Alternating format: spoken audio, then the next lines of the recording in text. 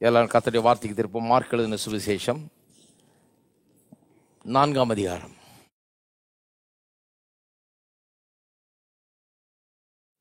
Mark எழுதின சுவிசேஷம் 4ஆம் அதிகாரம் 14ஆம் வசனத்திலிருந்து. விதைக்கிறவன் வசனத்தை விதைக்கிறான். வசனத்தை கேட்டவுடனே சாத்தான் வந்து அவள் இருதயங்களில் விதைக்கப்பட்ட வசனத்தை எடுத்து போடுகிறான். இவர்களே வசனம் விதைக்கப்படுகிற வழியருகானவர்கள். அப்படியே வசனத்தை கேட்டவுடனே அதை சந்தோஷத்தோடு ஏற்றுக்கொண்டும் தங்களுக்குள்ளே வேர்கொள்ளாதபடியால் கொஞ்ச காலம் மாத்திரம் நிலைத்திருக்கிறார்கள். வசனத்தின் நிமித்தம் உபத்திரமும் துன்பம் உண்டான உடனே இடரல் அடைகிறார்கள். இவர்களே கற்பாறை நிலத்தில் விதைக்கப்பட்டவர்கள். வசனத்தை கேட்டும் உலக கவலைகளும் ஐஸ்வர்யத்தின் மயக்கமும் மற்றவர்களை பற்றி உண்டாகிற இச்சைகளும் உட்பிரவேசித்து வசனத்தை நெருக்கி போட அதனால் பலனற்று போகிறார்கள். இவர்களே முள்ளுள்ள இடங்களில் விதைக்கப்பட்டவர்கள். வசனத்தை கேட்டு ஏற்றுக்கொண்டு 1 30 1 60 1 100 பலன் கொடுக்கிறார்கள். இவர்களே நல்ல நிலத்தில் விதைக்கப்பட்டவர்கள் என்றார். கடந்த பல வாரங்களாக விசுவாசத்தை குறித்து போதித்து வருகிறோம். குறிப்பாக தேவனுடைய விசுவாசம். தேவன் எப்படிப்பட்ட விசுவாசத்தை உடையவராக இருக்கிறாரோ அதே விசுவாசத்தை நாமும் உடையவர்களாக இருக்க வேண்டும் என்று வேதம் போதிக்கிறது. அதை தான் நமக்கு தரார்.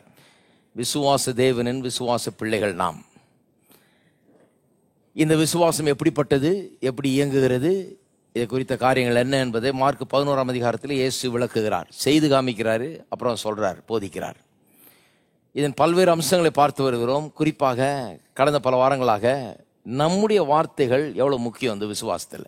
விசுவாச ஜீவியம்னா நம்முடைய வாயிலிருந்து வருகிற வார்த்தையினுடைய வல்லமையை புரிந்து கொள்ளலைன்னா விசுவாச ஜீவியத்தை புரிந்து கொள்ளவே இல்லைன்னு அர்த்தம். விசுவாச ஜீவியம்னா ஏதோ நான் கர்த்தரை நம்பி இருக்கிறேங்க அப்படிங்கிறது விசுவாச ஜீவியம் இல்லை.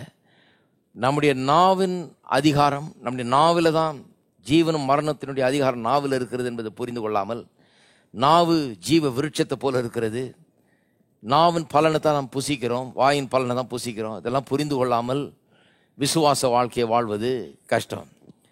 ஆகவே விசுவாச ஜீவியம் என்று சொன்னாலே அது நாம் நம்முடைய நாவின் காரியங்களை புரிந்து கொண்டு இந்த விசுவாசத்தை நாம் இயக்க தெரிந்து கொள்ள வேணாம். அதுதான் விசுவாச ஜீவியம்.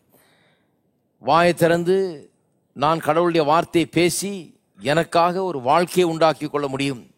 அவர் வாயை திறந்து சொன்னபோது சொன்னபடி ஆயிற்று, உலகங்கள் உண்டாயிற்று. அதுபோலவே நான் எனக்காக ஒரு வாழ்க்கையை இந்த வாயின் வார்த்தைகளை கொண்டே உண்டாக்க முடியும் என்பதை அறிந்து வைக்கிறது தான் விசுவாச ஜீவியம். அதுதான் விசுவாசத்தினுடைய ஒரு முக்கியமான ஒரு சத்தியம். அதுதான் போதித்து வருகிறோம். இப்போ குறிப்பாக இதில் இந்த விசுவாச அறிக்கையை பற்றி போதித்து வருகிறேன். Faith confession. இது நிறைய பேருக்கு ரொம்ப புதிராக இருக்குது. சிலர் நினைக்கிறாங்க இதை நான் ஏதோ கண்டுபிடிச்சதாக, இன்னும் சிலர் நினைக்கிறாங்க இது வேற எங்கேயோ நாட்டில் யாரோ கண்டுபிடிச்சி இங்கே நம்ம இறக்குமதி பண்ணியிருக்கிறோன்னு. இப்படிலாம் ஒன்றும் கிடையாது. இது வேத வசனத்தினுடைய மாபெரும் சத்தியம். அறிக்கையில் தான் எல்லாமே இருக்கிறது. வாயின் அறிக்கையில் தான் எல்லாமே இருக்குது. இந்த விசுவாச அறிக்கையை குறித்து வேத வசனம் பல்வேறு இடங்களில் ரொம்ப இதாக போதிக்கிறது. நம்முடைய அறிக்கையை உறுதியாய் பற்றி கொண்டிருக்க கடவுள் என்றெல்லாம் எபிரேயர் எழுது நிறுவனத்திலே அங்கே அவர் எழுதுகிறார். ஆகவே இந்த அறிக்கை என்பது ரொம்ப கிறிஸ்தவ ஜீவியத்தில் ரொம்ப முக்கியமானது. கிறிஸ்தவர்கள் என்பவர்கள் ஏதோ பாவ அறிக்கை செய்கிறவங்க இல்லை.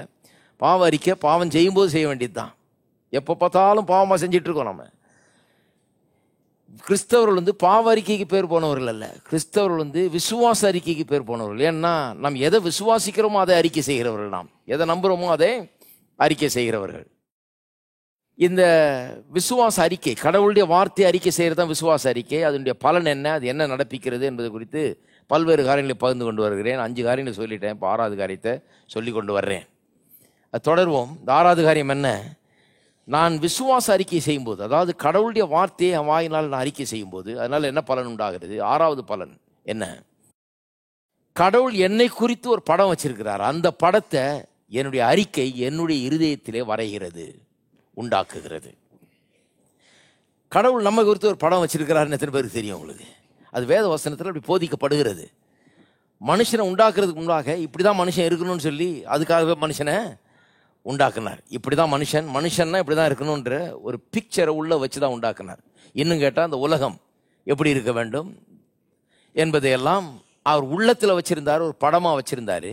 இன்றைக்கு நாம் பார்க்கிற உலகம், இதில் உள்ளவைகள் எல்லாம் அந்த அவருடைய உள்ளத்தில் இருந்த படம் வந்து நிஜமானது. அதுதான் இந்த உலகம். உள்ள முதல்ல படம். எப்படி ஒரு வீடு கட்ட வேண்டும் என்று சொன்னால் ப்ளூ பிரிண்ட்டை முதல்ல போட்டு அதுக்கப்புறம் அந்த ப்ளூ பிரிண்ட் படி கட்ட ஆரம்பிக்கிறோமோ அதுபோல உள்ள ஒரு படத்தை வச்சிருந்து அந்த படத்தின்படி தான் இந்த உலகத்தை உண்டாக்கினார். நம்முடைய வாழ்க்கையை குறித்தும் அப்படிதான், மனுஷனை குறித்தும் அப்படிதான். உள்ள ஒரு படத்தை வச்சிருந்தார். என்ன படம் அது? நான் உங்களுக்கு சொன்னேன், ரோமர் 8ஆம் அதிகாரம் 29ஆம் வசனத்தில் வாசித்து காண்பித்தேன். எவர்களை முன்னறிந்தாரோ அவர்களை முன்குறித்தும் இருக்கிறாராம். முன் அறிந்தது மட்டும் இல்லை, நம்மளை முன்குறித்தும் இருக்கிறார். முன்குறித்துனா எப்போ முன்குறித்து? உலக தோற்றத்துக்கு முன்னாலேயே முன்னறிந்து முன்குறிக்கப்பட்டவர்கள் நாம். என்னத்துக்காக முன்குறித்திருக்கிறாராம்? தம்முடைய குமாரனுடைய சாயலுக்கு ஒப்பாக நாம் இருக்கும்படியாக முன்குறித்திருக்கிறார். நம்ம எல்லாருக்கும் ஒரு இமேஜ் வச்சிருக்காரு அவர். அது என்ன இமேஜ்? வேதவசனம் திட்டவட்டமாக போதிக்குது. அந்த இமேஜ் என்னன்னா, அவருடைய குமாரனுடைய சாயல் எப்படி இருக்குதோ அதே போல இருக்கணும். நாம அவர் எப்படி இருக்கிறாரோ அதே போல நாமும் இருக்க வேண்டும். சாயல்னு உடனே நாம் மூக்கு மொழியை நினைக்கக்கூடாது. சாயல்னு சொன்னால் இன் எசன்ஸ் அவரை போல அடிப்படையாக அவரை போன்றவர்களாக நாம் இருக்க வேண்டும். வெறும் மூக்கு மொழியும் மட்டும் அப்படி இருந்தால் போதாது. அவரை போல நாம் இருக்க வேண்டும். அவரை போலனா அவரை மத்தேயு, மார்க்கு, லூக்கா, யோவானில் நாம் பார்க்கிறோம். அவர் எப்படிப்பட்டவர்? காற்றையும் கடலையும் கண்டு அஞ்சாதவர், பேயை கண்டு பயப்படாதவர், பிசாசுகளை விரட்டுகிறவர், வியாதியை விரட்டுகிறவர். அவர் சொன்னபடி ஆகிறது. நாவில் அதிகாரம் படைத்தவராய் அவர் இருக்கிறாரு. அவர் கட்டளையிட்டா அப்படியே நடக்குது. அப்பேற்பட்ட ஒரு மனுஷனை இங்கே காண்கிறோம், வித்தியாசமான ஒரு மனுஷனை. அந்த சாயலுக்கு ஒப்பாக நம்மை உண்டாக்கும்படியாக அதை தான் ஒரு இமேஜாக வச்சிருந்தார் கடவுள். உள்ள அந்த இமேஜாக வச்சிருந்தார். இயேசு இந்த உலகத்துக்கு வந்தபோது எபிரேயர் 1ஆம் அதிகாரம் 3ஆம் வசனம் சொல்லுகிறது, அவர் he was the express image of that person. அதாவது கடவுள் என்ன இமேஜை வச்சிருந்தாரோ அந்த இமேஜை அப்படியே வெளிப்படுத்தினாராம் இந்த உலகத்தில் கொண்டாந்து. மனுஷனை குறித்து என்ன இமேஜ் வச்சிருந்தாரு அந்த இமேஜை உலகத்தில் அப்படியே கொண்டு வந்து நம்ம காண்பிக்கிறார். அதாவது கடவுள் உள்ள ஒரு இமேஜை வச்சிருந்தாரு. அந்த உள்ள இருக்கிற அந்த இமேஜின் படி இயேசுவை உண்டாக்கினார். கண்ணின் வயிற்றில் பிறந்த இயேசு, மாம்சத்தில் வெளிப்பட்ட இயேசு, தேவனால் இந்த உலகத்துக்கு மாம்ச ரூபத்தில் அனுப்பப்பட்டவர். எதுக்காக அனுப்பப்படுறார்? பல காரியங்களை செய்யும்படியாக. அதில் ஒரு காரியம், முக்கியமான காரியம் என்னன்னா, இதை பாரு, இதுதான் மனுஷன், இந்த இமேஜை தான் உனக்காக வச்சிருக்கிறேன், இது இப்படி தான் நீ இருக்க வேண்டும், இதுதான் உனக்காக நான் வைத்திருக்கிற ஒரு ஐடியா. நீ எப்படி இருக்க வேணும்னு தெரியலன்னு சொல்லக்கூடாது, இதுதான் நீ இருக்க வேண்டிய விதம் அப்படின்னு காண்பிக்கிறதுக்காக தான் மத்தேயு, மார்க்கு, லூக்கா, யோவான். அவருடைய வாழ்க்கை எதுக்கு முக்கியம்? எதுக்கு முக்கியம்? நிறைய பேர் சொல்கிறாங்க சிலுவை தான் முக்கியம்னு. சிலுவை ரொம்ப முக்கியம். சிலுவையிலலாம் மீட்பே கிடையாது பாருங்கள், ரட்சிப்பே கிடையாது. அங்கே மரணம், அங்கே ரத்தம் சிந்துதல், உயிர் தழுதல்லாம் நடக்கலாம், ஒன்றுமே கிடையாது. ஆனால் அவருடைய வாழ்க்கையும் ஒரு விதத்தில் முக்கியமாக இருக்குது. ஏனென்றால் அதுக்கு தான் மத்தேயு, மார்க்கு, லூக்கா, யோவான்லாம் எழுதப்பட்டிருக்குது. அவருடைய வாழ்க்கை எதுக்கு முக்கியமாக இருக்குது? அங்கே தான் மனுஷன் என்னை குறித்த வெளிப்பாட்டை நான் பெறுகிறேன். என்னை பார்த்து நான் என்ன குறித்த வெளிப்பாட்டை நான் பெறுறதில்லை, அவரை பார்த்து தான் என்ன குறித்த வெளிப்பாட்டை நான் பெறுகிறேன். என்னை பார்த்தா எனக்கு விலங்குல நான் எப்படி இருக்கணும்? அதாவது உண்டாக்கப்பட்ட ஒன்றினிடத்தில் போய் அது எப்படி இருக்கணும்னு அதை கேட்கக்கூடாது. அதை யார் உண்டாக்குறாங்களோ அவங்க சொல்லணும் இது எதுக்காக உண்டாக்கப்பட்டது என்று, இல்லையா? உண்டாக்கப்பட்டதுக்கு அப்படி இருக்க தான் தெரியுமா, இல்லையா? சொல்ல தெரியாது, அதுக்கு என்னத்துக்குன்னு தெரியாது. அப்போ கடவுள் நம்மளை உண்டாக்குனார், அவர் தான் நமக்கு அதை வெளிப்படுத்த வேண்டும். அந்த இமேஜ் தான் இயேசு கிறிஸ்து.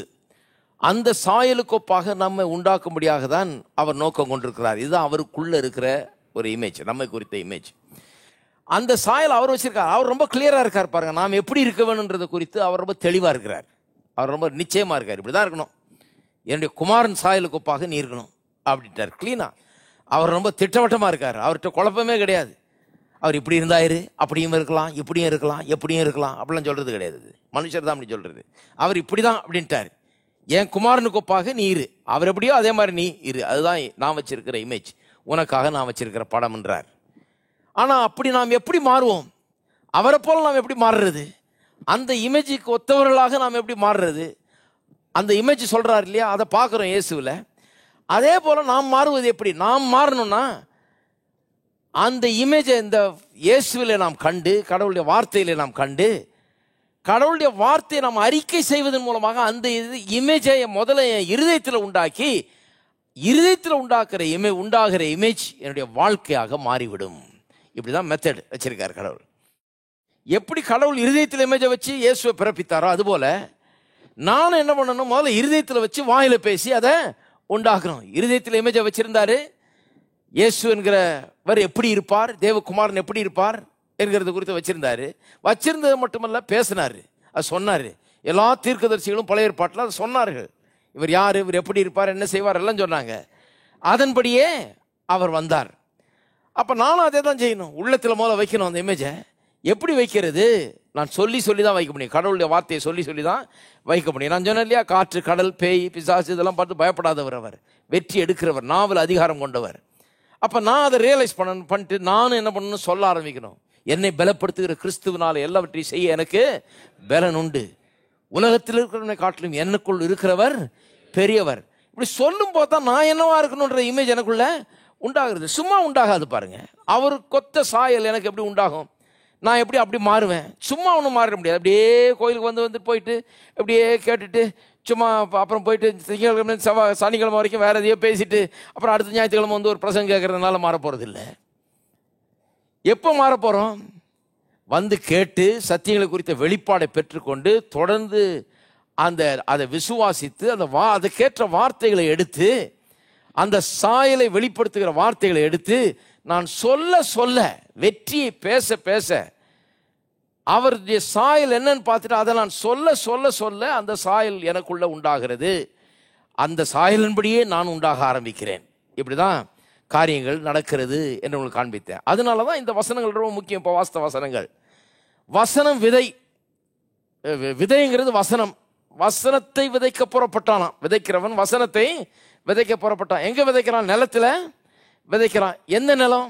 இருதயம் என்கிற நிலத்துல. வசனம் விதையா இருக்குமானால், நிலம் வந்து இருதயமா இருக்குமானா எப்படி விதைக்கிறது? இருதயமாகிய நிலத்துல வசனமாகிய விதையை எப்படி விதைப்பது? ஒரு விதையை கொண்டு போய் நிலத்துல விதைனா எல்லாருக்கும் தெரியும். எடுத்துட்டு போய் தூவிட்டு வந்துடுவோம் விதைச்சிட்டு.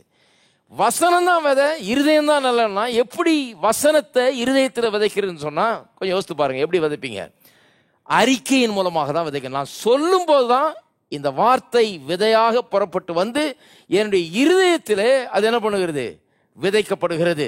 நான் வசனத்தை சொல்ல சொல்ல வாரி இறைக்கிறது போல என்னுடைய இருதயத்துக்குள்ள எங்கும் நான் கடவுளுடைய வார்த்தையை நான் விதைக்கிறேன். இப்படி வசனத்தை வாயில வச்சு அதை பேசும்போது தான் இருதயமாகிய நிலத்தில் நான் விதைக்கிறேன். விதைச்ச உடனே பிசாசு என்ன பண்றானா, புறப்பட்டு வந்து அந்த விதையை எடுத்து போட அவன் வருகிறானாம். நல்லா கவனிங்க. ஏன் உடனே விதையை எடுத்து போட வர்றான்? இவ்வளவு நாள் வராதவன் ஏன் விதையை விதைச்ச உடனே அவனுக்கு பிரச்சனை ஆயிடுது? அவனுக்கு தெரியும், நீங்க வெறும் கோயிலுக்கு போயிட்டு வந்தீங்கன்னா ஒன்றும் ஆகாதுன்னு தெரியும். நீங்க டெய்லி ஒரு 2 அதிகாரம் வாசித்தா கூட ஒன்றும் பெருசாக ஆயிடாதுன்னு தெரியும் அவனுக்கு. நீங்க போய் வரது ஞானஸ்தானம் எடுத்துட்டா கூட ஒன்றும் பெருசாக ஆயிடாதுன்னு தெரியும் அவனுக்கு. எவ்வளோ பேர் எடுத்துருக்குறாங்க. அவன் எப்போ பயப்பட ஆரம்பிக்கிறான்னா, உங்களை பார்க்கும் போது அவனுக்கு எப்போ பயம் உண்டாகுதுன்னா, இந்த வசனத்தை எடுத்து நீங்க என்னைக்கு பேச ஆரம்பிக்கிறீங்க, என்னை பலப்படுத்துகிற கிறிஸ்துவினால் எல்லாவற்றையும் செய்ய எனக்கு பலன் உண்டு, என்னுடைய தேவைகள் எல்லாம் அவருடைய மகிமையின் ஐஸ்வரியத்தின்படி அவர் சந்திக்கிறார். நான் தேவையை பார்க்க மாட்டேன், குறைவை பார்க்க மாட்டேன், வசனத்தை தான் பார்ப்பேன், அதையே தான் சொல்லுவேன், அதையே தான் அடைவேன், அதை தான் பெறுவேன் அப்படின்னு சொல்லி அப்படி பேச ஆரம்பிக்கிறீங்க பாருங்க. அப்ப பார்க்கறான் அவன், ஐயையோ விதை வந்து எங்க போகுது? வசனமாகிய விதை இருதயத்துக்குள்ள போகுது.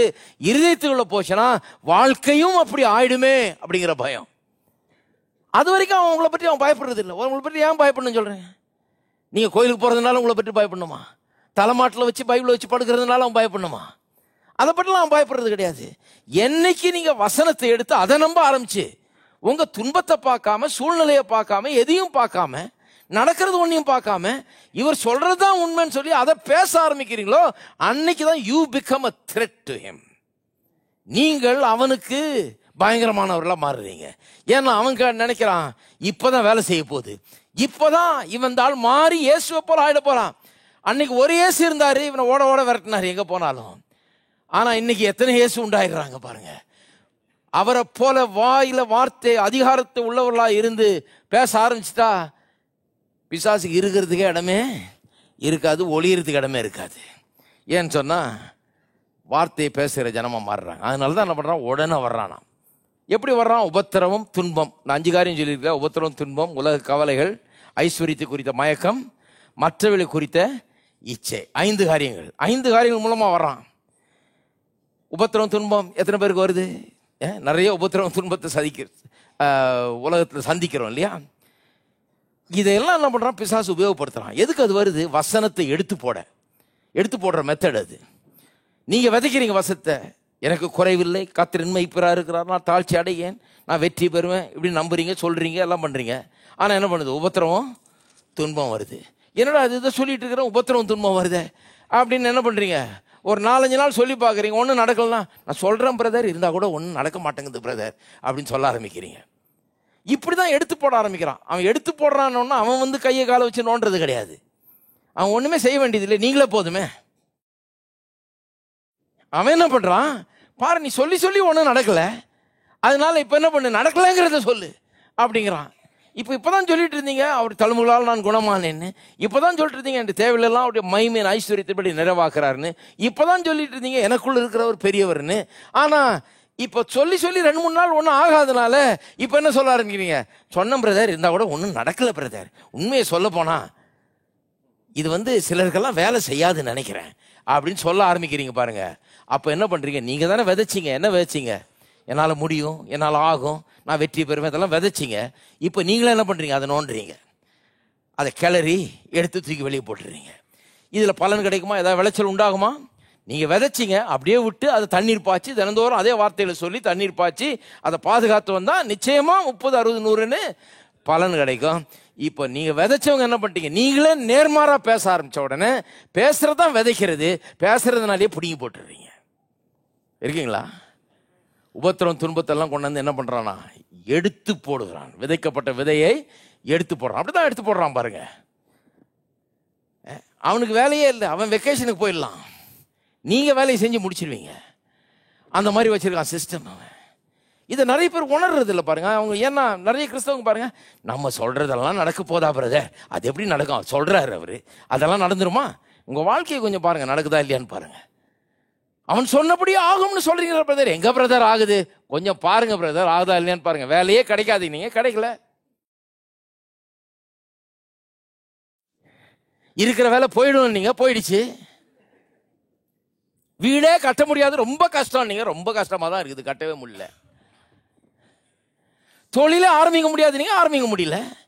நீங்க வேணா பாருங்க, நீங்க என்ன சொல்றீங்களோ அதான் நடந்துகிட்டு இருக்குது. ப்ரூஃப் அது. இது பாசிட்டிவ்லயும் நடக்கும், நெகட்டிவ்லயும் நடக்கும். அதனால தான் இயேசு இதை டெமான்ஸ்ட்ரேட் பண்ணும்போது, இதை செஞ்சு காமிக்கும் போது நெகட்டிவ்ல பண்ணி காமிச்சாரு. ஒரு மரத்தை பார்த்து இனி ஒரு காலம் உன்னிடத்தில் ஒருவனும் கனி புசியாது இருக்க கடவன்னாரு. அதைத்தான் சபித்தாருன்னு வேதவசனம் சொல்லுது இல்லையா? நீர் சபித்த திமரம்னு சொல்றாங்க. சபிக்கிறதுனா அவர் ஒன்றும் வேற ஒன்றும் சொல்லலை. இனி ஒரு காலம் உன்னிடத்தில் ஒருவனும் சாப்பிட மாட்டார், அதைத்தான் சாப்பிட்றாங்க. நம்ம என்ன நினைக்கிறோம்? சபிக்கிறதுனா ஜீ பூம்பான்னு ஏதாவது சொல்லணும்னு நினைக்கிறோம். அதெல்லாம் ஒன்றும் கிடையாதுங்க. நீங்க உங்க சம்பளத்தை வாங்கி, ஆமா இது பெரிய சம்பளமா இது, அதுதான் சபிக்கிறது. நல்லா கல்யாணம் கட்டின போ ஒன்ன போய், அதுதான் சபிக்கிறது. பிள்ளைய பெக்கிறது இப்படி பெத்தம் பாரு, அதுதான் சபிக்கிறது. ஹலோ, இருக்கீங்களா? நிறைய பேர் நினைக்கிறாங்க இப்படி 3 தடவை சுத்தி போட்டு ஷூடு போட்டாதான் சபிக்கிறது. கிடையாதுங்க. நீங்க வாயை திறந்து சொல்றீங்க பாருங்க, அதான் சபிக்க. ஏசு எப்படி சபித்தார்ன்றது, எப்படி சபித்தாராம்? அவர் ஒன்றும் அப்படியெல்லாம் ஒன்றும் சொல்லலை. சொன்னார் இனி ஒரு காலம் உன்னிடத்தில் ஒருவனும் கனி புசியாது இருக்க கடவன். எப்படி வேலை செய்யுதுன்னு காமிக்கிறாரு. புசியாது இருக்க கடவன் தான் இனி கனி கொடுக்க மாட்டேன் அப்படிங்கிறாரு. அது கனி கொடுக்கல, அதைத்தான் சாபம்னு சொல்லி இருக்குது. சொன்னாரு, சொன்னபடி ஆயிட்டுங்க. கனி வரும்னா வரும், வராதுன்னா வராது. உன் மனைவி உன் வீட்டு ஓரங்களில் கனிதரும் திராட்சை செடியை போல இருப்பாள்னு சொல்லியிருக்கு. ஆனால் நீங்க என்ன சொல்றீங்க? நல்லா கட்டணம் போ, உன்னை கட்டிட்டு அழுகுறேன் அப்படிங்க, அதனால தான் அழுதுட்டு இருக்கிறீங்க. ஹலோ, ஏன் சொல்றேன்னா நிறைய பேர் என்ன சொல்றாங்க, சொன்னா நடக்கும், சொன்னா நடக்கும். என்ன பிரதர் பிரசங்கம், அது எங்க நடக்குது? நடந்துகிட்டே இருக்குது பாருங்க உங்க வாழ்க்கையில.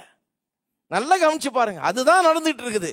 நீங்க சொன்னதுதான் நடந்துட்டு இருக்குதுங்க, அதை கொஞ்சம் கவனிங்க. அதனாலதான் சில காரியங்களை சொல்லக்கூடாது, சில காரியங்களை திட்டமிட்டு சொல்ல வேண்டும். இருக்கீங்களா? இது ரொம்ப மாபெரும் உண்மை. பிசாசு வந்து எடுத்து போடுறானா, நாம விதைக்கிறோம், அவன் பிசாசு வந்து எடுத்து போடுறானா, வசனத்தை விதைக்கிறோம். அவன் எடுத்து போடுறானா, எப்படி எடுத்து போடுறான்? இந்த வசனத்துக்கு நேர்மாறா நம்மளே பேச வச்சு நோண்டி எடுத்து போட வச்சிடறான். பலன் இல்லாம போயிடுது. 4 விதமான நிலத்தை குறித்து சொல்லுது. இந்த 4 விதம் வழி அருகே, கற்பாறை நிலம், முள்ளுள்ள இடங்களில் விதைச்சது, எல்லாம் ஒண்ணுமே எல்லாம் போச்சு, பலனே இல்லை. விதைச்சது விதையெல்லாம் போய் விழுந்தது, எல்லாம் ஆச்சு, ஆனா ஒன்றும் வரல, அதில் ரிசல்ட் ஒன்றும் கிடையாது. நிறைய கிறிஸ்தவர்களுக்கு இன்னைக்கு ரிசல்ட் இல்லாத ஒரு வாழ்க்கை. கோயிலுக்கு போகிறாங்க, ஏதோ ஒரு ஆவிக்குரிய ஜீவி, ஏதோ ஞானஸ்தானம் எடுத்தாங்க, என்னமோ போகிறாங்க, பைபிள் 2 அதிகாரம் டெய்லி வாசித்துறாங்க, ஏதோ ஒரு ரிலீஜியஸாக இருக்கிறாங்க. ஆனால் ஒரு ரிசல்ட்டு இல்லை. ரிசல்ட் இல்லாத வாழ்க்கை. ரிசல்ட் இல்லாத வாழ்க்கை ஏன்னா இந்த வசனம் வாயில் இல்லை, இது வாயிலிருந்து உள்ளே விதைக்கப்படலை. விதைக்கப்பட்ட வசனம் காக்கப்படலை, வேலை செய்கிற உள்ள. அது வேலை செய்கிற அளவுக்கு இவங்க அதை விதைச்சி அதை காத்து அதை பண்படுத்தி அதை தண்ணீர் பாய்ச்சி எல்லாம் இது பண்ணுறதில்ல. அதனால தான் ஒன்றும் ரிசல்ட்டு உண்டாகிறது இல்லை. 4வது விதமான நிலத்தை பாருங்கள், அதுதான் நீங்கள் கவனிக்கணும். அதை பாருங்கள், 20ஆம் வசனம் சொல்லுது அதை பற்றி. 20ஆம் வசனத்தில் வசனத்தை கேட்டு ஏற்றுக்கொண்டு 130, 160, 100 பலன் கொடுக்கிறார்கள். இவர்களே நல்ல நிலத்தில் விதைக்கப்பட்டவர்கள். இவங்கள தான் கவனிக்க போகிறோம் இன்றைக்கி. ஏன்னா ரிசல்ட் நமக்கு வேணும். இந்த முதல் 3 நாளுகளை விடுங்க, விதைச்சி ஒன்றும் இல்லாமல் போயிடுச்சு. அது நடுவில் துன்பம், உபத்திரவம், உலக கவலைகள், ஐஸ்வர்யத்தை குறித்த மயக்கம், மற்றவர்களை குறித்த இச்சை, அப்படி இப்படின்னு கலைச்சி விட்டுருச்சு. அதை பார்த்துட்டு அதை பேச ஆரம்பிச்சிட்டாங்க, அதை பார்த்துட்டு அதை சொல்லி அழுக ஆரம்பிச்சிட்டாங்க. வசனத்தை தான் விதைச்சாங்க, ஆனால் உபத்திரவம் துன்பம்னா அது உபத்திரவம் துன்பத்தை பேசுறது. அதனால அது ஒன்றும் இல்லாமல் போச்சு. வசனத்தை விதைச்சாலும் அதனால பலனு இல்லாமல் போயிடுச்சு. பாருங்க, இப்போ 4வது விதமான நிலத்தில் யாரு இவங்க? எப்படிப்பட்ட ஆட்கள்? கேட்டு அதை ஏற்றுக்கொண்டு 130, 60, 100 பலன் கொடுக்கிறார்கள். இப்படி தான் நம்ம இருக்க விரும்புகிறோம். கேட்டு ஏற்றுக்கொண்டு, எல்லாம் சொல்லுங்க, கேட்டு ஏற்றுக்கொண்டு. இவங்களுடைய குவாலிட்டி என்னன்னா கேட்டு ஏற்றுக்கொண்டு. கேட்டு ஏற்றுக்கொண்டுனா சாதாரணமாக கேட்டு ஏற்றுக்கொள்றது மாதிரி இல்லை. எந்த விதத்தில்? கேட்டு ஏற்றுக்கொண்டு பலன் கிடைக்கிற விதத்தில் கேட்டு ஏற்றுக்கொள்கிறார்கள். இது பலன் கிடைக்கிற விதத்தில் நான் எப்படி கேட்டு ஏற்றுக்கொள்ள முடியும்? இதுதான் இன்னைக்கு பார்க்குறோம். எனக்கு பலன் வேணுங்க, 30, 60, 100 பலன் வேணும், ரிசல்ட் வேணும் எனக்கு. அந்த விதத்தில் நான் எப்படி வசனத்தை கேட்டு ஏற்றுக்கொள்வது? எப்படி பலன் உண்டாகிற விதத்தில் கேட்டு ஏற்றுக்கொள்வது? 3 காரியங்கள். 1 டிசிஷன், 2வது கன்ஃபெஷன், 3வது ஆக்ஷன். 1 டிசிஷன், 2வது கன்ஃபெஷன், 3வது ஆக்ஷன். 3 அதே வரிசையில் வரணும். டிசிஷன்னா தீர்மானம், கன்ஃபெஷன் அறிக்கை, ஆக்ஷன்னா செயல். இது 3 கலக்கும் போது தான் ரிசல்ட் உண்டாகுது வாழ்க்கையில். டிசிஷன் இல்லாமல் கன்ஃபெஷன் வர முடியாது, கன்ஃபெஷன் இல்லாமல் ஆக்ஷன் வர முடியாது, தீர்மானம் இல்லாமல் அறிக்கை வர முடியாது, வாயின் அறிக்கை உண்டாக முடியாது, வாயின் அறிக்கை உண்டாகாம செயல் உண்டாக முடியாது. இது ஒன்னோட ஒன்று கோர்வையா இதே வரிசையில் தான் வரணும். ஒன்று இல்லாமல் இன்னொன்று வர முடியாது. நேரம் ஆக்ஷனுக்கு போயிட முடியாது. முதல்ல டிசிஷன் அப்புறம் கன்ஃபெஷன் அப்புறம் தான் ஆக்ஷன் வர முடியும். கவனிக்கிறீங்களா? அப்போ டிசிஷன்னா என்ன? எதை டிசிஷன் சொல்கிறோம்? திருப்போம், இப்போ யாக்கோபு 1ஆம் அதிகாரத்துக்கு போவோம்.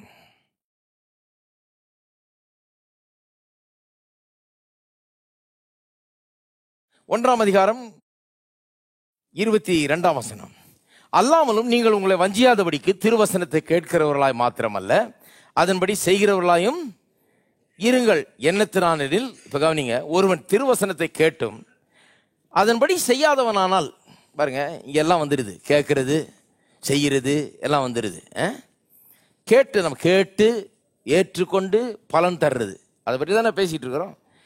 பாருங்க, ஒரு திருவசனத்தை கேட்டும் அதன்படி செய்யாதவனானால் கண்ணாடியில் தன் சுவாப முகத்தை பார்க்கிற மனுஷனுக்கு ஒப்பாய் இருக்கிறான். கண்ணாடியில் முகத்தை பார்க்கிற மனுஷனுக்கு ஒப்பாய் இருப்பானாம். அவன் தன்னைத்தானே பார்த்து அவிடமிட்டு போன உடனே தன் சாயல் இன்னதென்று மறந்து விடுவான். இன்னைக்கு எவ்வளவு நேரம் கண்ணாடி பார்த்தீங்க? நிறைய பேர் பாவ அறிக்கையின் நேரம். இப்போ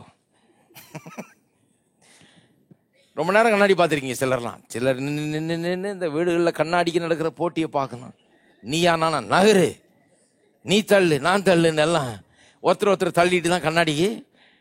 பெண்கள் தான் அப்படின்னு நினச்சிட்டு இருக்கிறோம், ஆண்களும் அப்படி இருக்கிறாங்க. இன்னைக்கு இப்போல்லாம் ஆண்களுக்கு ரொம்ப தேவைப்படுது கண்ணாடி.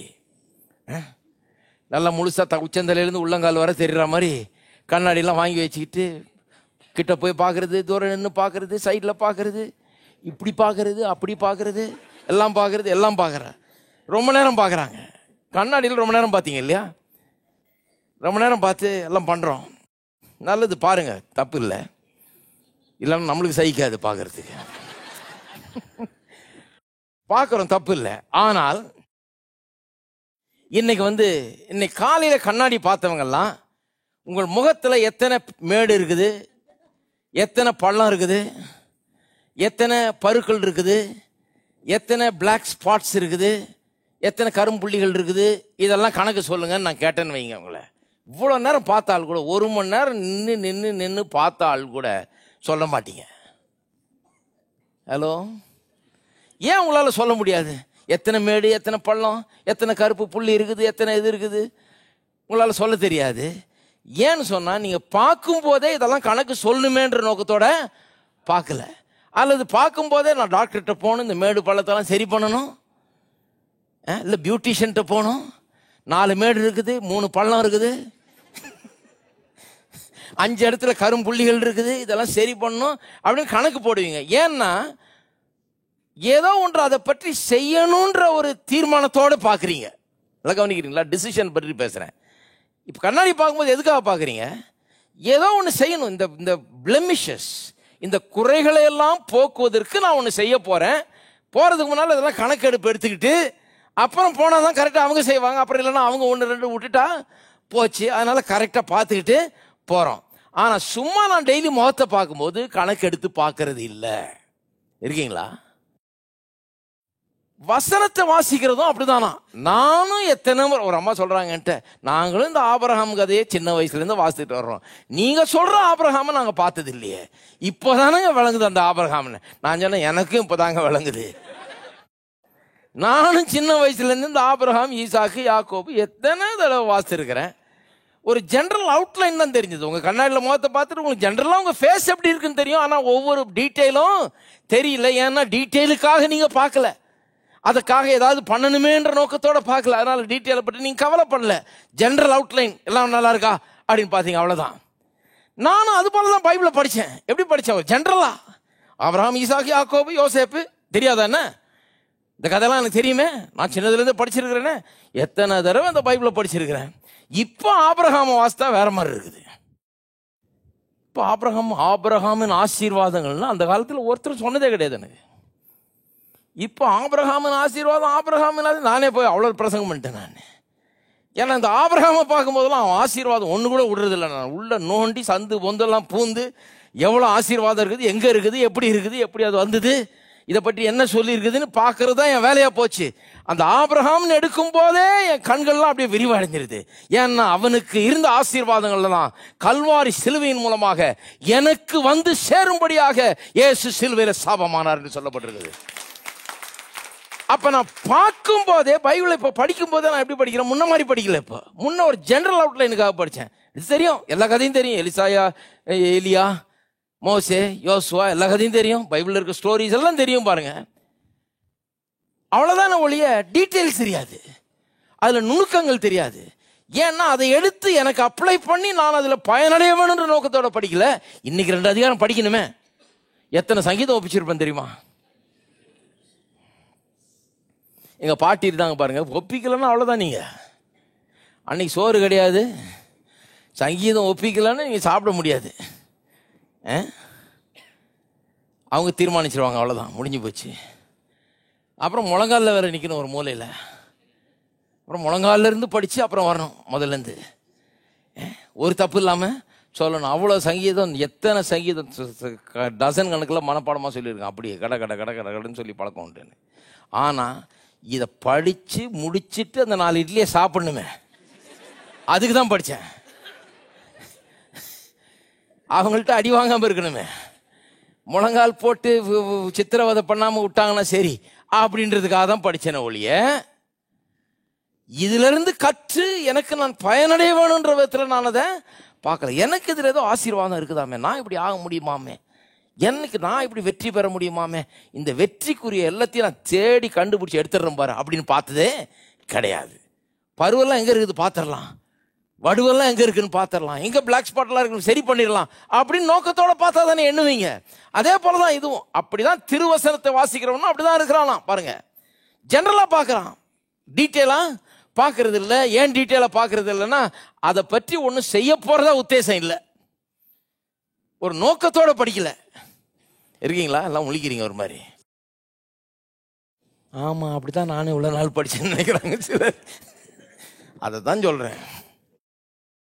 அப்புறம் இங்கே வந்து இதெல்லாம் கேட்க கேட்க கேட்க வேற மாதிரி ஆயிடுது. பைபிள் எடுத்து ஓஹோ இதில் ஏதோ இருக்குது விஷயம், இதை விடுறது இல்லை. இதை பார்த்து உள்ளும் புறமும் எல்லாத்தையும் பார்த்து தேடி கண்டுபிடிச்சி நம்முடைய வாழ்க்கைக்கு என்னென்ன தேவையோ அதெல்லாம் இதுலேருந்து கண்டிப்பாக எடுத்துடணும், இது எப்படியாவது அடைஞ்சிடணும் அப்படின்னு பார்க்கும்போது அப்புறம் பாட்டாக விளங்குது, தனித்தனியாக தெரியுது, எல்லாம் வந்து டீட்டெயில்டாக தெரியுது. பாருங்கள், ஆபிரகாம் வெள்ளியும் பொண்ணும் ஆடு மாடுகளுடைய வேலைக்காரர்களுடைய மிகப்பெரிய சீமானாக இருந்தான். அது வசனம் அங்கே தான் இருக்குது, நான் பார்த்ததே இல்லை. படிச்சிருக்கிறேன், ஆனால் எனக்கு அது பெருசாக தோன்றது இல்லை.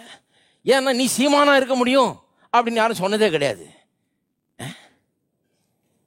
நீ சீமானாக இருக்கணும்னு கூட சொன்னதே கிடையாது. இன்னும் ஆப்போசிட்டாக கூட சொல்லிட்டாங்க சிலர்லாம்.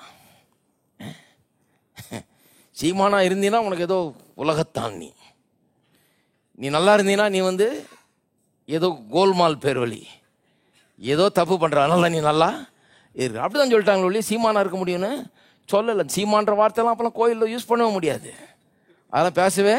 ஆபிரகாம் சீமானாக இருந்தாலும் அது இருந்துட்டு போகிற, நீ பேசாமல் இருப்பாங்க, உனக்கு என்ன வந்ததுன்னு.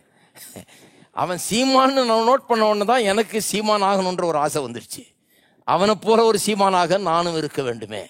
அப்படி மட்டும் இல்லை, அதை போல சீமான்களாக இங்கே இருக்கிறவர்களாம் இருக்கிறதுக்காக நான் பிரசங்கம் பண்ணணுமே ஒரு ஆசை வந்துடுச்சு. இந்தியாவில் இருக்கிற ஒவ்வொரு மக்களும் சீமான்களாக இருக்க முடியும். ஏனென்று சொன்னால் இந்த ஆபிரகாமின் ஆசீர்வாதம் நமக்கு உண்டாயிருக்கும்படியாக தான் இயேசு சிலுவையில் அறையப்பட்டார் என்று பவுல் அப்போஸ்தலன் சொல்லுகிறார். இருக்கீங்களா? எத்தனை சீமான்கள் இருக்கீங்க? இப்போவே சீமான் சொல்ல ஆரம்பிச்சிங்கன்னா தான் ஆகும். அப்படிதான் அது மெத்தட். இது நான் இன்னும் ஆகலைங்க சீமான் ஆனக்கூடாது. சீமான் தான் நீங்கள் எல்லாத்தையும், நான் ஒரு சீமான். ஆபிரகாம் பாரு, ஆபிரகாம் பாரு என்று கூடாது. தான் ஆபிரகாம், இதை பார்த்துங்க நல்லா, ஆபிரகாம் அவர் சீமான் கூடாது. அது கொஞ்சம் வாசித்த உடனே விளங்கிடணும், நம்மளும் சீமான் தான், இதே தான் நம்மளும் அப்படிங்கிறது விளங்கி. இப்போ அப்படி வாசிக்க ஆரம்பிச்சிட்டோம். என்ன சொல்றேன்னா டிசிஷன். ஏன் அந்த திருவசனத்தை வாசிக்கிறவன் அப்படி இருக்கிறான்னு சொல்லப்பட்டிருக்கிறது. அவிடம் விட்டு போன உடனே தன் சாயல் என்னன்றதை மறந்துடுறான். கண்ணாடியில் முகத்தை பார்க்குறான், சாயல் என்னன்றதை மறந்துடுறான். ஏன்னா ஒரு நோக்கத்தோட பார்க்கல, இதை ஏதாவது சரி பண்ணலான்ற நோக்கத்தோட பார்க்கல, அதனால மறந்து போயிடுறான். அப்படிதான் திருவசனத்தை வாசிக்கிறவர்களும் நோக்கத்தோட பார்க்கல, இப்படி அடைய வேணும், இதை செய்ய வேணுன்ற நோக்கத்தோட பார்க்கல. அதனால வாசிச்சுட்டு அப்புறம் அதை மறந்து போயிடுறாங்க. இருக்குது, அதை வாசித்தாச்சு, ஆனால் அது ஒன்றும் பெருசாக அது ஒன்றும் உள்ள பதியலை, அதனால ஒன்றும் ஆகலை. ஆனால் ஒரு டிசிஷன் எடுத்துட்டு நான் இப்படித்தான் இருக்க போகிறேன், நான் வாழ்ந்து இருக்க போகிறேன், வெற்றி பெற போகிறேன், சுகமடைய போகிறேன், எல்லாவற்றிலும் ஜெயத்தோடு நான் வாழப்போகிறேன், நான் நன்றாக இருக்க போகிறேன் அப்படின்ற ஒரு தீர்மானத்தை எடுத்துட்டு, அந்த தீர்மானத்தை எடுத்துட்டதுனால இப்போ தேட ஆரம்பிச்சிங்கன்னா இப்போ எல்லாம் வேற மாதிரி படும், கண்ணில் எல்லாம் வந்து வேற மாதிரி படும். இயேசுவின் வாழ்க்கையை வாசிக்க ஆரம்பிச்சிங்கன்னா இயேசுவை பார்த்துட்டு இருப்பீங்க கொஞ்ச நேரம் பொறுத்து உங்களை பார்க்க ஆரம்பிச்சிருவீங்க. ஏன்னா அதுதான் நீங்கள். அவரில் என்ன பார்க்குறீங்களோ அதுதான் நீங்கள். உள்ளத்தில் படம் உண்டாக ஆரம்பித்து விடும். ஸோ அந்த டிசிஷன் ரொம்ப முக்கியம். டிசிஷன் என்ன? ஒரு தீர்மானம், ஒரு தரமான தீர்மானம். அந்த தரமான தீர்மானத்தை எடுத்து நான் வந்து ஒரு நோக்கத்தோடு வசனத்தை நான் நாடுகிறேன், வசனத்தை தேடுகிறேன். ஏன்னு சொன்னால் ஒரு தீர்மானத்தை எடுத்துட்டேன். அது என்ன தீர்மானம்? இதில் உள்ள ஒவ்வொரு டீட்டெயிலையும் கவனிக்க போகிறேன். இது என்ன ஆசீர்வாதம், கர்த்தர் எனக்கு என்ன செஞ்சுருக்கிறாரு, கல்வாரி சிலுவையின் மூலமாக எனக்கு என்ன உண்டாயிருக்குது, அதையெல்லாம் நான் பெறப்போகிறேன், அனுபவிக்க போகிறேன், எடுத்துக்கொள்ள போகிறேன். இதையெல்லாம் வச்சு ஜெயத்தை நான் பெறப்போகிறேன் என்கிற நோக்கத்தோடு நான் படிக்க ஆரம்பிச்சிட்டேன்னு சொன்னால், அந்த டிசிஷன் எடுத்துட்டு படிக்க ஆரம்பிச்சேன்னு சொன்னால், அப்பொழுது என்ன ஆகிறது? எல்லாமே நல்லா விளங்க ஆரம்பிக்கிறது. இருக்கீங்களா? சரி, இப்போ வாசிப்போம்.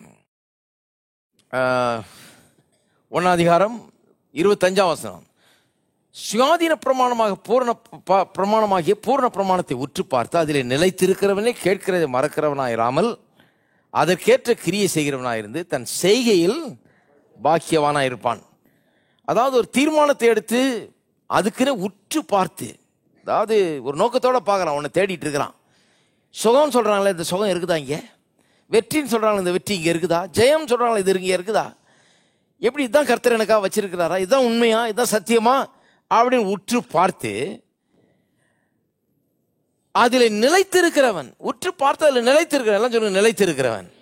நிலைத்திருக்கிறவன் சொன்னா அதிலே நிக்கிறவன். அதாவது அதை பார்த்துட்ட உடனே அப்புறம் கணத்துக்கு இங்க பார்த்த உடனே வேற தெரியுது, தரித்திரம் தெரியுது, தோல்வி தெரியுது, முடியாதுன்னு தெரியுது, இயலாதுன்னு தெரியுது. ஆனா அவன் என்ன பண்றான்? அதை பார்க்கறது இல்லை, இங்கே உற்று பார்க்கறான். உற்று பார்த்துட்டு இதிலே நிலைத்திருக்கிறான். நான் பார்க்கறத நம்ப போறதில்லை, நான் மற்றவங்க சொல்றதை நம்ப போறதில்லை, சூழ்நிலையில பார்க்க போறதில்லை. நான் என்னத்தை இங்கே கண்டேனோ, இங்கே உற்று பார்த்து கரெக்டா என்னன்னு ஃபோக்கஸ் பண்ணி பார்த்தேனே, அதிலேயே ஃபோக்கஸ் பண்ண போறேன், அதிலேயே என் கவனத்தை வைக்க போறேன், அதையே நான் உற்று நோக்க போறேன்னு சொல்லி இதிலேயே கவனத்தை செலுத்த ஆரம்பிக்கிறான். இருக்கீங்களா?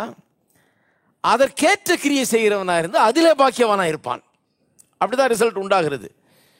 உற்று பார்த்து, எல்லாம் சொல்லுங்க, உற்று பார்த்து. உற்று பார்த்துனா ரொம்ப கவனமாக தேடுறான், ஒரு நோக்கத்தோட சில காரியங்களுக்காக தேடிட்டு இருக்கிறான். தேடின பிறகு அதிலேயே நிலைத்து இருக்கிறான். எல்லாம் சொல்லுங்க, உற்று பார்த்து அதிலேயே நிலைத்திருந்து அதற்கேற்ற செய்கையை செய்து அதனுடைய பலனை அடைகிறான். எப்படி வசனத்தை கேட்டு பலன் அடைகிறதுன்றதை பற்றி பார்க்குறோம். உற்று பார்க்கணும். உற்று பார்க்கணும், ரொம்ப கவனித்து பார்க்கணும். என்ன இருக்குது, உண்மைதானா? இப்போ சொல்கிறாங்களே, இது உண்மைதானா? நிச்சயமாக இருக்கா?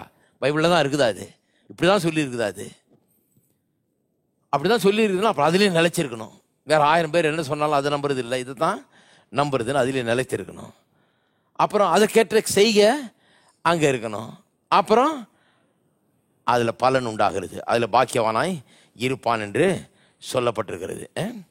அப்போ பாருங்க, 22ஆம் வசனத்தை பார்த்தீங்கன்னா, 26ஆம் வசனத்தை பாருங்க. உங்களில் ஒருவன் தன் நாவை அடக்காமல், சரி டிசிஷன் வந்துருச்சு, டிசிஷன் வந்துட்டதுனால தான் இப்போ விட்டு பார்க்குறீங்க, டிசிஷன் வந்ததுனால தான் கவனம் செலுத்துறீங்க, டிசிஷன் வந்துட்டதுனால தான் அதுலேயே நிலைச்சிருக்கிறீங்க, உறுதி ஆயிட்டீங்க, இதில் தான் நிற்பேன் நான், இப்படிதான் சொல்லுது வசனம், இதுலேயே நிற்க போகிறேன், மாற போகிறது இல்லைன்னு.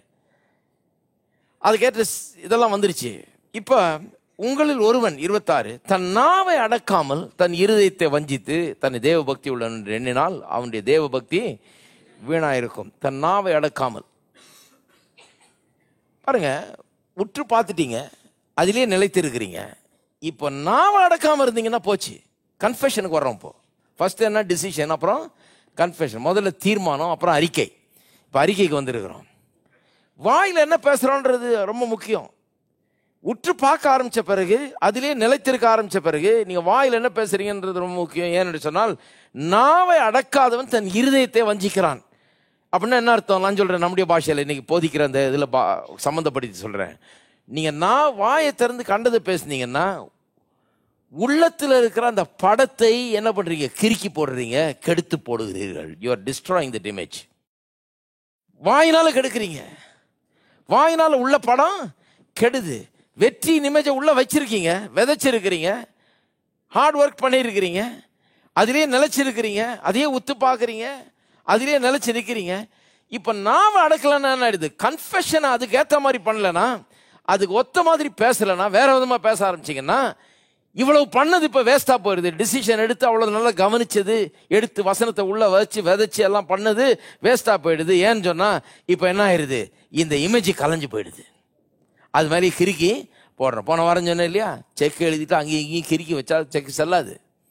இல்லை பிரதர், நான் அது சும்மா ஒரு கோடு தானே போட்டேன், எல்லாம் பேங்க்கில் ஒத்துக்க மாட்டாங்க, கோடை எடுத்துகிட்டு போடுவாங்க, ஒரு நய பைசா தர மாட்டாங்க.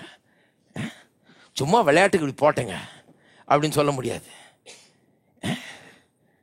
கிறுக்கக்கூடாது, செல்லாது அது. ஏன்னா அது அப்படிதான் கடவுள் உண்டாக்கிட்டாரு. நாவு இந்த படத்தை கெடுத்து போடுகிறது. அடக்காம இருந்தா, அடக்கிறதுனா என்ன? கடவுளுடைய வார்த்தை என்ன சொல்லுது அதே தான் பேசணும். ஃபீலிங் ஒருவேளை வேற மாதிரி சொல்லலாம், மற்றவங்க ஒருவேளை வேற மாதிரி சொல்லலாம், பார்க்குற காரியங்கள் ஒரு மாதிரி வித்தியாசமா இருக்கலாம். ஆனால் அதை பேசாம அடக்கினா என்ன?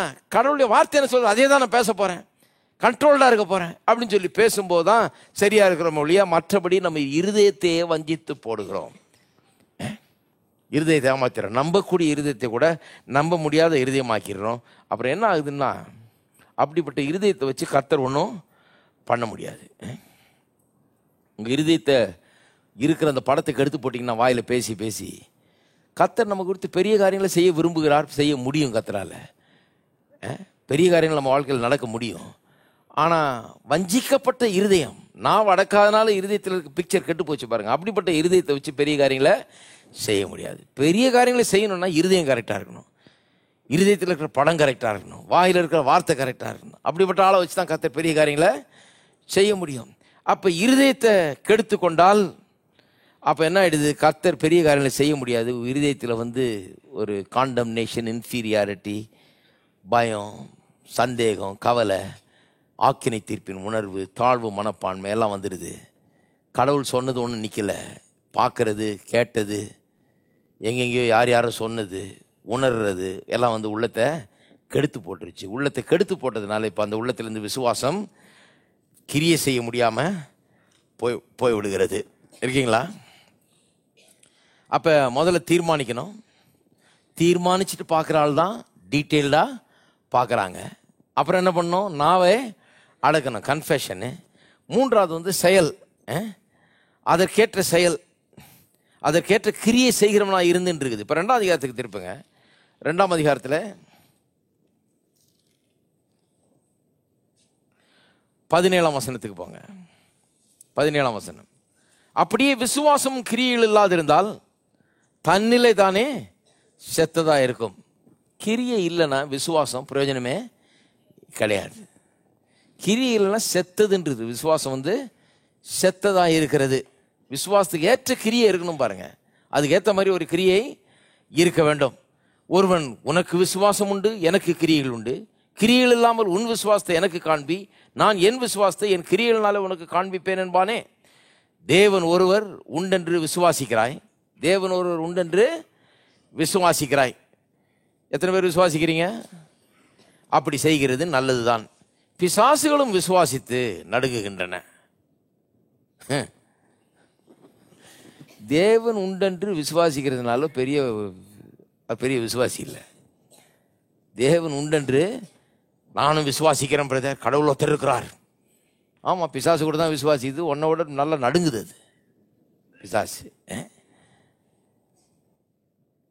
கடவுள் உண்டென்று விசுவாசிக்கிறதுனால ஒரு ஆள் விசுவாசிக்க முடியாது. பிசாசுகளும் விசுவாசிக்கிறதாம்.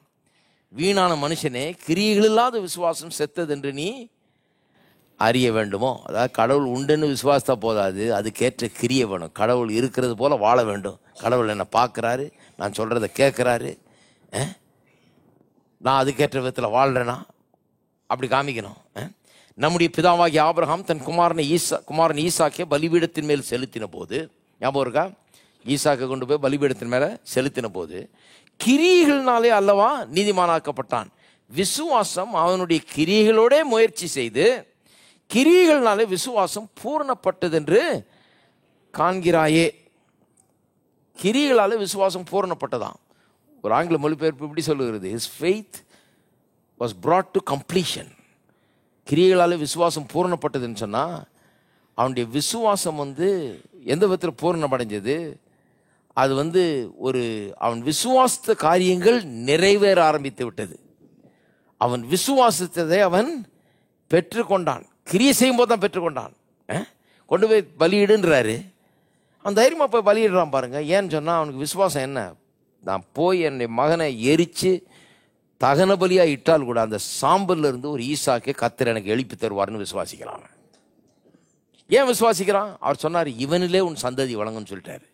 இவன் மூலமாக சந்ததி உண்டாக தான் இயேசு வரணும், இதெல்லாம் சொல்லிட்டார் வாக்கு தத்தத்தில். அப்போ இவன் செத்தான்னா எப்படி சந்ததி உண்டாக முடியும்? அதனால் சாக முடியாது. எதுக்கோ கொண்டு போய் பலியிட சொல்கிறாரு. பலி இட்டாலும் கர்த்தர் அவனை எழுப்பி திரும்ப தருவார்னு சொல்லி விசுவாசிட்டே போகிறான். மலையடிவாரத்துக்கு வந்தோடனே அவனோட ஆட்களை பார்த்து சொல்கிறான், நானும் என் குமாரனும் போய் அங்கே தொழுது கொண்டு நாங்கள் திரும்பி வருவோன்னு சொல்கிறான். நல்லா தெரியுது போய் பலியிட போகிறோன்னு. வரும்போது என் பையனோட தான் வருவேன்றான். நீங்கள் வாசித்து பாருங்கள், அந்த கன்ஃபெஷன் அப்படி இருக்குது. போயிட்டு பலியிட்டு விட்டு நாங்கள் திரும்பி வருவோன்றான். பையன் கேட்குறான், விறகு இருக்குது, கத்தி இருக்குது, எல்லாம் இருக்குது, ஆனால் பலி எங்கன்னு கேட்குறான். கர்த்தர் பார்த்து கொள்வார் அப்படின்றான். வாயை திறந்து, ஐயோ மகனே, நான் வரும்போது தனியாக வருவேனப்பா, நீ போகும்போது நம்ம 2 பேரும் ஒன்றா போகிறோம், நான் வரும்போது தனியாக இல்லை வரணும்னு அழகு இல்லாமல் அவன் ஃபுல்லாக விசுவாசிக்கிறான் பாருங்க. திரும்ப வரும்போது இவனோட தான் வருவேன்னு நம்புகிறான். அதுக்கேற்ற கிரியை செய்கிறான் பாருங்க. அவன் கிரியை செய்யலைன்னா அவன் கண்ட காரியங்களை கண்டிருக்க முடியாது. கிரியை செய்கிறான். அவன் கிரியை செய்ய போய் தான் கர்த்தர் அவனுக்கு வெளிப்பட்டு அவனுக்கு காரியங்களை சொல்கிறாரு. கர்த்தர் எப்படிப்பட்டவர் நம்ம தெரிந்து கொள்கிறான். விசுவாசம் கிரியைகளோட வர வேணும். கிரியை வரும்போது தான் விசுவாசம் பூரணப்படுகிறது. அவன் நினைச்சதை அடைய ஆரம்பிக்கிறான். அப்போ பாருங்க, முதல்ல தீர்மானம், ரெண்டாவது அறிக்கை, மூன்றாவது செய்கை. அந்த விசுவாசத்துக்கு ஏற்றபடி செயல் இருக்க வேண்டும். முதல்ல தீர்மானிச்சிட்டேன். எதை தீர்மானிச்சிட்டேன்? கர்த்தருடைய வார்த்தை என்ன சொல்லுகிறதோ அதைத்தான் நான் அடைய போகிறேன், அதை தான் நான் பெற்றுக்கொள்ள போகிறேன்னு தீர்மானிச்சிட்டேன். தீர்மானிச்சிட்டனால இப்போ வசனத்தை உற்று கவனிக்கிறேன். உற்று கவனிக்கிறது மட்டும் இல்லாமல் அதிலேயே நிலச்சி நிற்கிறேன். வேறு எதையும் கன்சிடர் பண்ணுறது இல்லை, அதிலேயே நிலச்சி நிற்கிறேன். டிசிஷன் வந்துருச்சு. அதனால ரொம்ப டீட்டெயில் வந்துருச்சு. டிசிஷன் வந்துட்டதுனால இப்போ ஆபிரகாம், ஈசாக்கு, யாக்கோபு கதெல்லாம் அப்படி ரொம்ப உத்து பார்த்து வாசிக்கிறேன். இயேசுவை பற்றி வாசிக்கும் போது முன்ன மாதிரி இல்லை, சும்மா கதை மாதிரி வாசிட்டு இருந்தேன் முன்ன. இப்போ அப்படி வாசிக்கிறது இல்லை. இப்போ எப்படி வாசிக்கிறேன்? இயேசுவில் என்னை காண்கிறேன், அவரில் என்ன பார்க்குறேன்னா அது நான் ஆக முடியும், நானும் அப்படி இருக்க முடியும் என்கிறத காண்கிறேன். அதனால ஒவ்வொரு டீட்டெயில் எனக்கு விளங்க ஆரம்பிக்கிறது. ஏன்னா இப்போ உற்று பார்க்குறேன். ஏன் உற்று பார்க்குறேன்? நான் இப்படி ஆக வேணும் என்கிறது தான் என்னுடைய நோக்கமாக இருக்குது. அதுதான் கடவுளுடைய நோக்கமாக இருக்குது. அதை என்னுடைய நோக்கமாக்கி கொண்டேன். அதனால இப்போ உற்று பார்க்குறேன். உற்று பார்த்து அதிலேயே நிலைச்சிருக்கிறேன். அப்புறம் என்ன பண்ணுறேன்? நாவை அடக்குகிறேன். கண்டதை பேசுறது கிடையாது. இப்போ எதை நோக்கமாக வச்சுட்டேனோ, நோக்கமாக ஆக்கிக்கிட்டனோ, எதை தீர்மானிச்சிட்டனோ அதை அடையும்படியாக நான் என்ன பண்ணுறேன்? அதுக்கேற்ற மாதிரி பேசுறதுக்கு ஆரம்பிக்கிறேன். மூன்றாவது, அதற்கேற்ற செயல்களை செய்கிறேன். அதுக்கேற்ற செயல்களை செய்கிறேன்.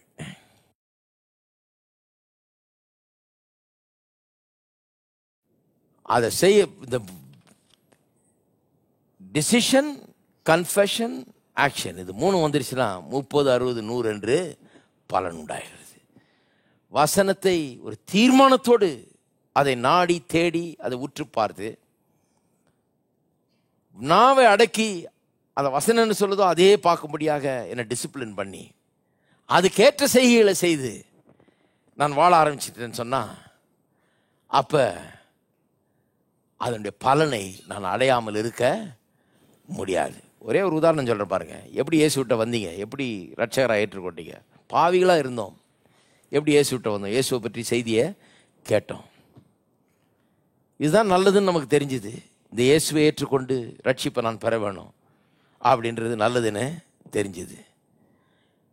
அப்போ ஒரு தீர்மானத்தை எடுத்துட்டோம். இந்த இயேசுவை ஏற்றுக்கொள்ள போகிறோன்ற தீர்மானத்தை எடுத்துட்டோம். தீர்மானத்தை எடுத்துட்டு அவரை நாவினாலே நாம் அறிக்கை செய்தோம். அவர் ஆண்டவர் என்று வாயினாலே அறிக்கை செய்தோம். இன்று முதல் இயேசுனுடைய ஆண்டவர் என்று சொல்லி நாவினாலே அறிக்கை செய்தோம். தீர்மானம் வந்துருச்சு, அப்புறம் அறிக்கை வந்துருச்சு, அப்புறம் செயல்பட ஆரம்பிச்சோம். எப்படி செயல்பட ஆரம்பித்தோம்? அன்னையிலேருந்து நான் இப்போ கடவுளுடைய பிள்ளை ஆகிட்டேன், ஆகவே நான் இப்படி தான் இருக்க போகிறேன். அதுக்கேற்ற செயல்கள். நான் இப்போ முன்ன மாதிரி இல்லை, இப்போ கடவுளுடைய பிள்ளை, அதனால் நான் இப்படி தான் இருப்பேன், இப்படி தான் பேசுவேன், இப்படி தான் செய்வேன், இப்படி தான் இருப்பேன்ற தீர்மானத்தை எடுக்க ஆரம்பிச்சிட்டோம். தீர்மானத்தை எடுத்து அறிக்கை செய்து இப்போ செயலும் பண்ண ஆரம்பிச்சிட்டோம். நீங்கள் அதை பண்ண ஆரம்பித்த பிறகு இதுக்கு முன்னால் பிசாசு உங்களை ஆக்கிரமித்து கொண்டு உங்களை ஆண்டு கொண்டிருந்தானே, அவன் எங்கே இப்போ? அவனுக்கு இது பிடிக்கல, அவன் நீங்கள் செய்கிறது அவனுக்கு விருப்பம் இல்லை. உங்களை அவனுடைய அடிமைத்தனத்திலே வச்சு முன்ன செஞ்ச பாவத்தையே செய்ய வச்சு முன்ன அதிலேயே அந்த சேத்திலே உங்களை உழன்று கொண்டிருக்க வைக்கணும்னு அவன் விரும்புகிறான். ஆனால் வைக்க முடியலையே. ஏன் வைக்க முடியல அவனால்? எவ்வளவு பெரிய பிசாசாக இருந்தாலும் அவனால் உங்களை வைக்க முடியாது. ஏன்னு சொன்னால் நீங்கள் தீர்மானம் எடுத்து உங்களுடைய நாவை அடக்கி செயலை அதுக்கேற்ற மாதிரி கொண்டு வரும்போது நீங்கள் அடைய முடியாது ஒன்றும் இல்லை. அதை எதிர்க்கக்கூடிய, அதை தடுத்து நிறுத்தக்கூடிய எந்த சக்தி இந்த உலகத்தில் கிடையவே கிடையாது. நம்ம எல்லாரும் எழுந்து நிற்போம். நேரம் ஆயிடுச்சு.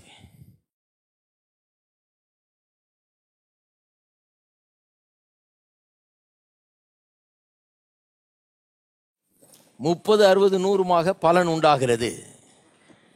டிசிஷன் எடுத்து கன்ஃபெஸ் பண்ணி ஆக்ஷன் கொடுக்கும்போது, தீர்மானம் எடுத்து அறிக்கை செய்து அதற்கேற்ற செயலை உண்டாக்கும் போது நிச்சயமா பலன் உண்டாகும். எத்தனை பேர் விசுவாசிக்கிறீங்க? நிச்சயமா பலன் உண்டாகும். எத்தனை பேர் தீர்மானம் எடுக்க போறீங்க? தீர்மானம் எடுத்துகிற பிறகு பைபிளே வேற மாதிரி இருக்கும். பார்க்கும்போது ரொம்ப குத்து பார்ப்பீங்க, ரொம்ப கவனமாக பார்ப்பீங்க. முன்ன மாதிரி வாசிக்கிறது இல்லை, இப்போ வேற மாதிரி வாசிக்கிறோம். அப்புறம் வாயை கரெக்டாக அதுக்கேற்ற மாதிரி பேச வைக்கணும். அப்புறம் செய்கை கரெக்டாக அதுக்கேற்ற மாதிரி ஆக்கணும். அவ்வளோதான். அதுக்கு நெக்ஸ்ட் ஸ்டெப்பு பலன் தான். எத்தனை பேர் பலன் அடைய போகிறீங்க? வெற்றியின் பலனை நீங்கள் காண்பீர்கள். நிச்சயமாக ஒவ்வொருவரும் காண முடியும். எல்லாரும் கரங்களை உயர்த்தி நாம் கர்த்தரை துதிப்போம். ஸ்தோத்திரம், ஸ்தோத்திரம் கர்த்தாவே. எங்கள் அன்பின் பிதாவே, உம்மை துதிக்கிறோம், உம்மை ஸ்தோத்திரிக்கிறோம். இந்த காலை வேளையிலே உம்முடைய வார்த்தையில் நாங்கள் எண்ணி பார்க்கிறோம் கர்த்தாவே. நாங்கள் ஒவ்வொருவரும் வெற்றி அடைய வேண்டும் என்பது உம்முடைய நோக்கமாக இருக்கிறது கர்த்தாவே. பல்வேறு பிரச்சனைகள் மத்தியில் வந்திருக்கிற மக்கள் வார்த்தை இன்றை கேட்டார்கள். இந்த வார்த்தையை குறித்த ஒரு பெரிய தீர்மானம். இதுதான் என்னுடைய வாழ்க்கை, இதுதான் எனக்காக தேவன் வைத்திருக்கிற சாயல். அந்த வெற்றியின் சாயல், சுகத்தின் சாயல், ஜெயத்தின் சாயல், மேற்கொள்ளுகிறவனின் சாயல் உள்ளத்திலே உண்டாகட்டும் இயேசுவின் நாமத்தினாலே. தோல்வியின் சாயல், பலவீனத்தின் சாயல், சிறுமையின் சாயல், தாழ்ச்சியின் சாயல் நீங்கி போகட்டும் இயேசுவின் நாமத்தினாலே. வெற்றியின் சாயல் ஒவ்வொருவருக்கும் உண்டாகட்டும் இயேசுவின் நாமத்தினாலே. இயேசுவின் நாமத்தில் அவருடைய வார்த்தை அறிக்கை செய்வதன் மூலமாக அப்படிப்பட்ட சாயல் உள்ளத்திலே உண்டாகட்டும். அது அவருடைய வாழ்க்கையிலே அப்படிப்பட்ட ஒரு வாழ்க்கையே உண்டாகட்டும் கர்த்தாவே. 30, 60, 100 வார்த்தை பலன் கொடுக்கும் என்று சொல்லி இருக்கிறீரே, அந்த வார்த்தையின்படி பலன் கொடுக்கட்டும் இயேசுவின் நாமத்திலே. பலன் உண்டாகட்டும் இயேசுவின் நாமத்திலே. ஜெயம் உண்டாகட்டும் இயேசுவின் நாமத்திலே. சுகம் உண்டாகட்டும் இயேசுவின் நாமத்திலே. ஆரோக்கியம் உண்டாகட்டும் இயேசுவின் நாமத்திலே. குடும்பங்கள் வாழ்ந்திருக்கட்டும், குடும்பங்களில் சமாதானம் உண்டாகட்டும் இயேசுவின் நாமத்திலே. எல்லா காரியங்களிலும் ஜெயம் உண்டாகட்டும், கையின் பிரயாசங்கள் எல்லாம் ஜெயம் உண்டாகட்டும் இயேசுவின் நாமத்திலே. தோல்விகள் எல்லாம் ஒன்றுமில்லாமற் போகட்டும் இயேசுவின் நாமத்திலே. வாழ்ந்திருக்கட்டும் என்று ஆசீர்வதிக்கிறோம். இயேசுவின் நாமத்திலே ஜெபிக்கிறோம். ஆமென். நம்முடைய கர்த்தராகிய இயேசு கிறிஸ்துவின் கிருபையும் பிதாவாகிய தேவனுடைய அன்பும் பரிசுத்த ஆவியானவருடைய ஐக்கியம் நம் அனைவரோடும் இன்றைக்கும் என்றைக்கும் இருப்பதாக.